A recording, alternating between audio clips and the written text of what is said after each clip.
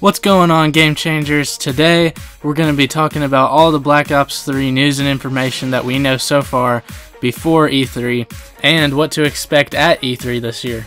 And with that being said, there's a lot to talk about, so let's go ahead and get started.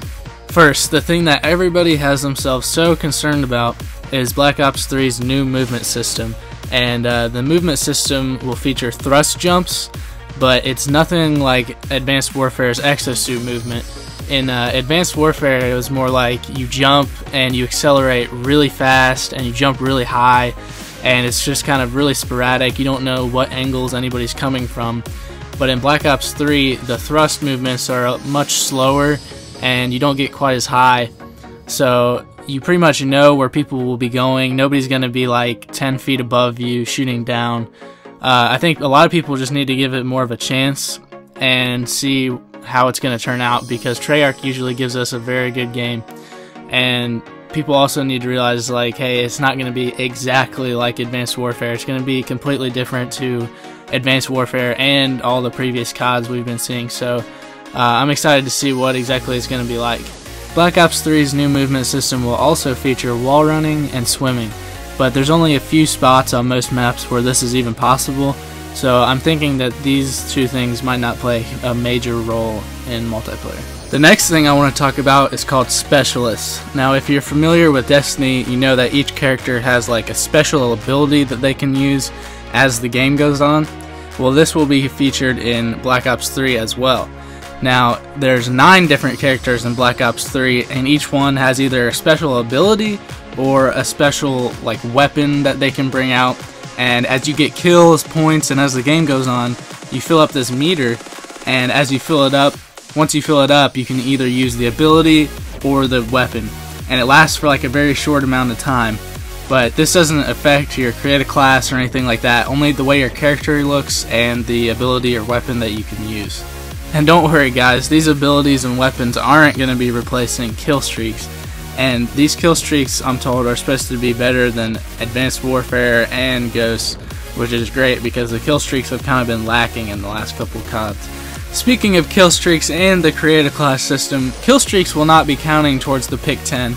And the pick 10 has been redone this year so that in previous CODs you could have, like, I think up to 3 attachments on your guns if you use a wild card. But now this time, if you really want to, you can get rid of grenades and like perks and all that, and put on up to 6 attachments on your primary gun. So you can pretty much walk around with like an amazing gun in the game, but you wouldn't have any perks. It's up to you. I definitely want to try it out. Now, with the guns in this game, they've created 2 new features called the Gunsmith and the Custom Camo Creator. Now, with the Camo Creator, you create your own camo, obviously, and it covers most of the weapon, while the in-game camos cover, you know, a small portion of the weapon. Or if you just go no camo, then it would only be your camo. And the other feature, called the Gunsmith, basically lets you design your own weapon and customize your own weapon so that it looks how you want it to be. So with all the attachments, there's like 3 different variations. So you have 3 different types of stocks, you know, 3 different types of foregrips and so on, and each looks a different way. So you can customize your weapon based on how you want it to look.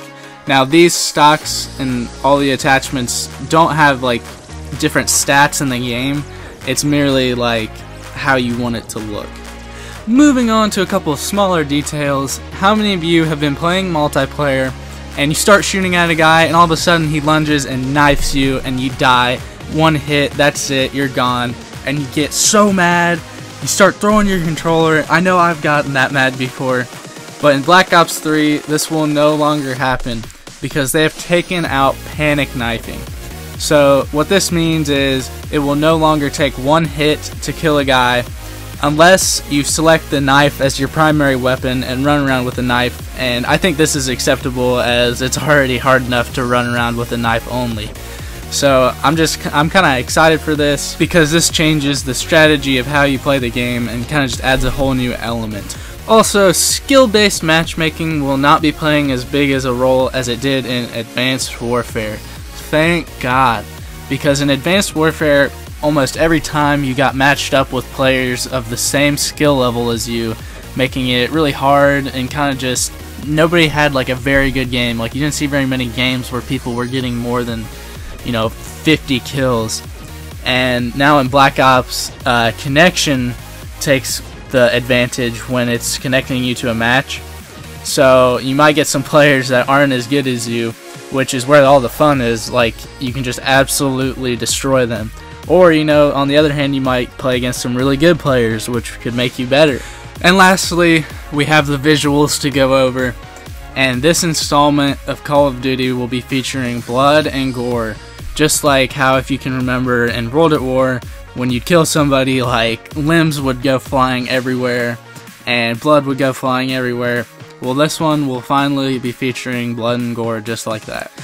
Now, for what we can expect at E3, I would expect there to be a playable multiplayer demo open to the public, because David Vonderhaar has recently tweeted at Hellraiser, and Hellraiser asks, "I'm kinda confused, will the multiplayer beta be on our home consoles or just at Gamescom and E3? In which David Vonderhaar replied, "E3 is alpha, beta is beta, Gamescom is Gamescom." Which makes it sound like, hey, there's going to be some type of playable demo, maybe not quite ready for the beta, but something will be playable at E3. This is exciting because hopefully people will be able to record this multiplayer gameplay and upload maybe full matches of Team Deathmatch so we can get a better understanding of the game. To end this video, I want to go over the top 2 things I'd like to see at E3 making a return, and that would be theater mode, because that was so awesome. It's so fun to go back and watch gameplay, and it makes recording easier, and the firing range from Advanced Warfare. I thought it was a perfect way to spend time in between lobbies. If I missed anything, or if you guys want to say what you would like to see return, go ahead and leave a comment below, and I'll be making a zombies video here shortly. Everything you need to know before E3. And if you're excited for E3, absolutely destroy that like button, and I'll see you guys later.